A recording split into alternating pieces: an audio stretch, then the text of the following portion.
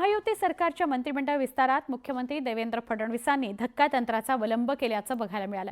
अनेक वर्ष मंत्रिपदाचा अनुभव असलेल्या काही नेत्यांना पहिल्या मंत्रिमंडळ विस्तारात स्थानच मिळवता आलेलं नाही।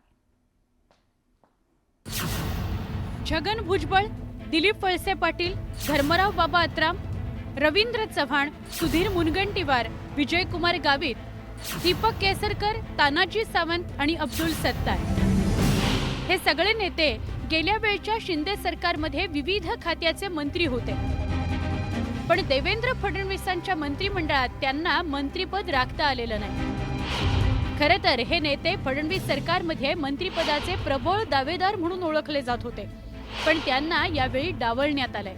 त्यामुळे अनेकांच्या भुवयाही उंचावल्या। भाजप, शिवसेना आणि राष्ट्रवादी काँग्रेस अशा तिन्ही पक्षांनी प्रत्येकी 3 माजी मंत्र्यांना मंत्रिमंडळात स्थान दिलेलं नाही। महायुतीतील तिन्ही पक्षांनी या बड्या नेत्यांना मंत्रिमंडळाबाहेर ठेवलं, त्यामुळे राजकीय वर्तुळात खुमासदार चर्चा झाली। छगन भुजबळ हे काँग्रेस आघाडीच्या सत्तेत अनेक वर्ष मंत्री होते। एकनाथ शिंदेंच्या मंत्रिमंडळात अन्न आणि नागरी पुरवठा मंत्री म्हणून त्यांनी जबाबदारी सांभाळली होती। एवढंच काय, पण एकेकाळी गृह खातंही त्यांनी सांभाळलं होतं। 2019 साली महाविकास आघाडी आणि महायुती अशा दोन्ही सरकारमध्ये ते मंत्री होते। राज्यातील ओबीसी समाजाचे बडे नेते म्हणून त्यांच्याकडे पाहिलं जातं, पण यावेळी त्यांचीही मंत्रिपदाची संधी हुकली आहे। दिलीप वळसे पाटील हे राष्ट्रवादी काँग्रेसमधलं मोठं नाव। शिंदेंच्या सरकारमध्ये त्यांच्याकडे सहकार खात्याची जबाबदारी होती। तसंच विधानसभा अध्यक्षपदावरही काही काळ त्यांनी काम केलेलं आहे, पण यावेळी त्यांना मंत्रिमंडळात स्थान मिळवता आलेलं नाही।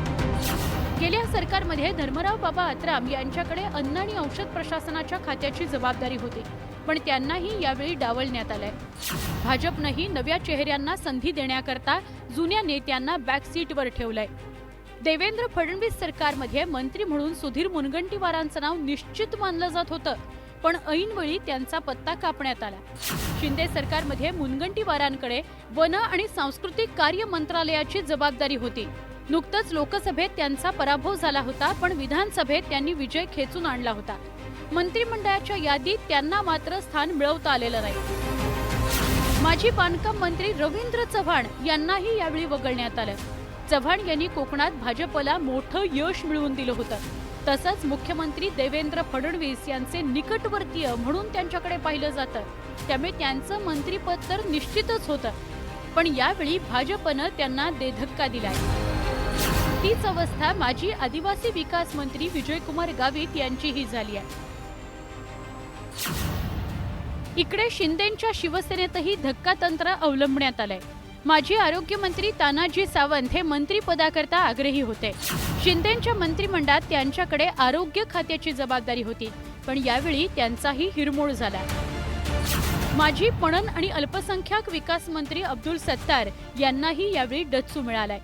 गेल्या सरकारमध्ये या न त्या कारणामुळे ते वादात सापडले होते। तसंच माजी शालेय शिक्षण मंत्री दीपक केसरकरांच्या वाहनाचा लाल दिवाही गेलाय। गेले काही दिवस मंत्रिपदाची लॉटरी कुणाला लागणार याची चर्चा राजकीय वर्तुळात रंगली होती, पण मंत्रिमंडळ विस्तारात काहींना सुखद धक्का तर काहींना देधक्का मिळाल्याचं बघायला मिळालं। Bureau report, news 18 Lokmat.